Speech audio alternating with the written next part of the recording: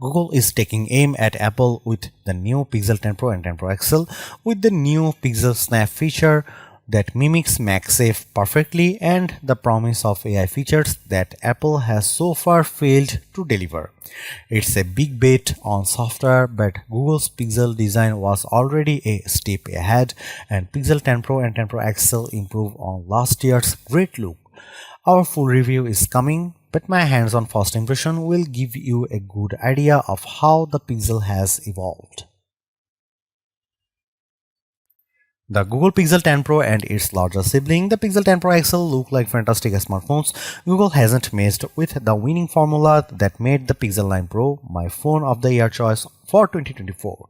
The refinements seem minor but could signal a sea changes in Google's fight against Apple and its friendly competition with Android rival Samsung. I only had a few hours with these phones, but they look like the best Pixel phones yet, and some of the coolest features have yet to reveal themselves. Google doesn't compete with Samsung on specs or with Apple on features, so it's been easy to dismiss past Pixel phones as also run devices that offer a nice alternative to the iPhone and Galaxy lines but are rarely the first choice. That changes with the Pixel 10 Pro. The new PixelSnap Magnet features may seem like old news to iPhone users, but they open up a world of new accessories and convenience for Android fans. I'm pretty sure that Samsung and OnePlus will follow suit in due course, but for now the Pixel 10 Pro and its three stablemates are the only Android phones that I can snap onto my bedside charging stand and use with my UAG magnetic wallet.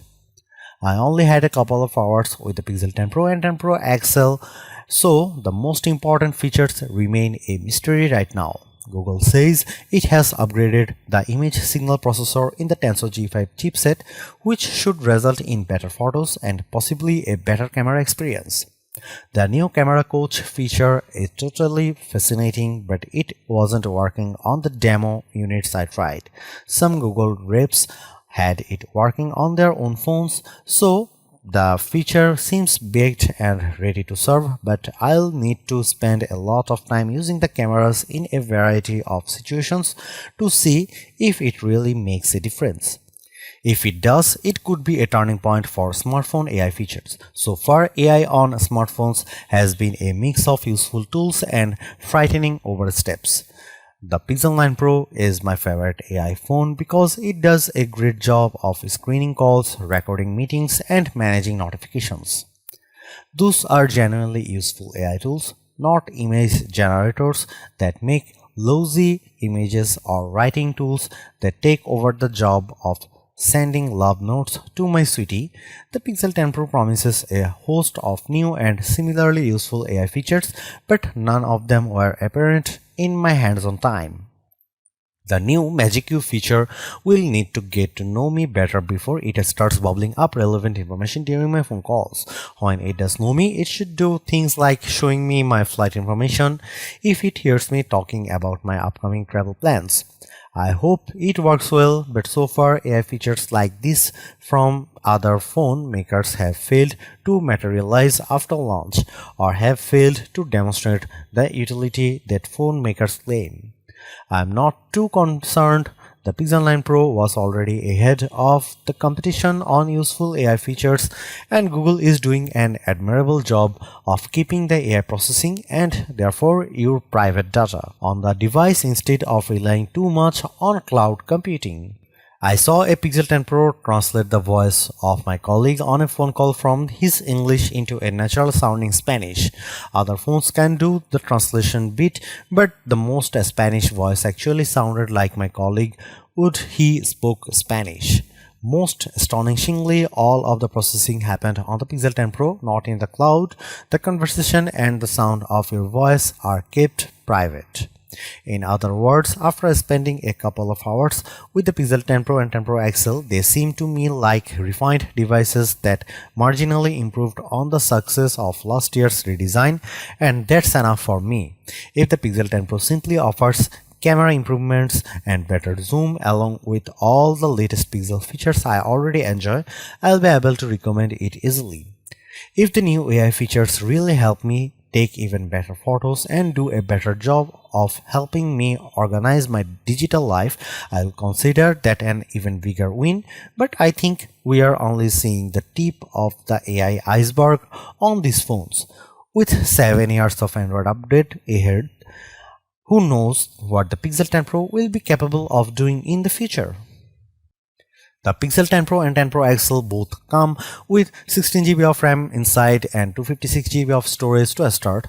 Those are very respectable specs and most people won't need to spend more for more storage unless there's a great discount if you buy more space. The phone comes in 4 colors: blue gray moonstone, light green jade, white porcelain and dark gray obsidian. The moonstone is very appealing, but I like all of these year's colors equally, even the blackish obsidian. I do wish there were more vibrant color options, but subtle seems to be the new norm for pro-level phones. The Pixel 10 Pro and 10 Pro XL are priced high, but the price is competitive with the top-end iPhone 16 Pro and S25 Ultra phones. The new Pixels don't measure up evenly spec for spec, but the overall experience is just as good, and the Pixel 10 Pro and 10 Pro XL are the newest looking phones of the bunch with the most recent redesign. While I expect the base model Pixel 10 will drop in price throughout the next year, Google has been more stingy with its Pro models recently. Last year's Pixel 9 Pro saw regular discounts at $150 in the US, but rarely dropped further than that, and discounts were less common on this phone than on the base model. The price is pretty good though, so if you want a Pixel 10 Pro, buy it now. There probably won't be a huge deal coming that makes you regret buying early. The Pixel 10 Pro launches with 256GB of storage on the cheapest model, a step up from last year, and the same storage and 16GB of RAM inside both the Pixel 10 Pro and 10 Pro XL. The specs are nearly identical across the two phones, but the differences are significant enough to consider before you buy. The Pixel 10 Pro XL has a larger display, of course, and that means a larger battery inside as well. It uses a big 5200 mAh cell compared to the 4870 mAh battery in the Pixel 10 Pro. I'll need to test these phones thoroughly before I can tell you if the larger battery makes a big difference. The Pixel 10 Pro XL is also the only Pixel 10 phone that can charge wirelessly up to 25 watt, which is the full potential of today's QI2 wireless standard. The Pixel 10 series is the first phone family with QI2 certification, including the magnets that make PixelSnap features possible, but other two phones charge at 15 watt, not the full 25 watt speed. Otherwise, both of these phones pack the Google Tensor G5 processor inside, which has a new and improved image signal processor that should improve image quality and help you take better pics. Both phones have the same 50 megapixel main camera and two 48 megapixel sensors behind the ultra-wide and 5x lenses, as well as the same 42 megapixel selfie camera up front. The Pixel 10 Pro and 10 Pro XL look nearly identical to last year's Pixel 9 Pro and 9 Pro XL, and that's a good thing. The iPhone and Galaxy lines have been stagnant for years, using the same basic design, while Google made a significant improvement to its Pixel design last year. The new Pixel look is more durable than before, and Google reiterates that the Pixel 10 Pro is twice as durable as the Pixel 8 Pro, which used the older camera bar design. The PixelSnap magnets inside haven't added any bulk of the latest phones either, so the devices are just as thin as last year's models. For better and worse, the Pixel 10 Pro looks almost identical to the base model Pixel 10 as well. You would need an expert guide to tell them apart. The Pixel 10 Pro uses a matte finish on the back and glossy sides, while the Pixel 10 flips that script and uses a glossy back with matte side rail. The easiest difference to spot is the temperature sensor on the Pixel 10 Pro and 10 Pro XL, which somehow still exists even though it's one of the more useless hardware additions I have seen in recent years. For color choices, I liked the moonstone quite a bit, but it was admittedly drab. The green jade might be my favorite color, but the black and white options are also very appealing, with that nice matte finish making them look more professional. As I only spent a couple of hours with the Pixel 10 Pro and 10 Pro XL, battery life remains a question mark, but I'm hoping that it will be easier for most folks to keep these phones topped up and charged throughout the day. Having PixelSnap accessories that work with MagSafe charging will be very convenient. The batteries in both the Pixel 10 Pro and 10 Pro XL are bigger than last year's models, even though the phones now have magnets inside the PixelSnap. That's an impressive design achievement. Sadly, the Pixel 10 Pro doesn't take full advantage of the new QI2 wireless charging standard. The Pixel 10 Pro XL can charge up to 25 watt on a wireless QI2 certified charger, while the Pixel 10 Pro can only charge wirelessly up to 15 watt, so it won't charge faster than previous Pixel phones, but it will still have the convenience of magnets.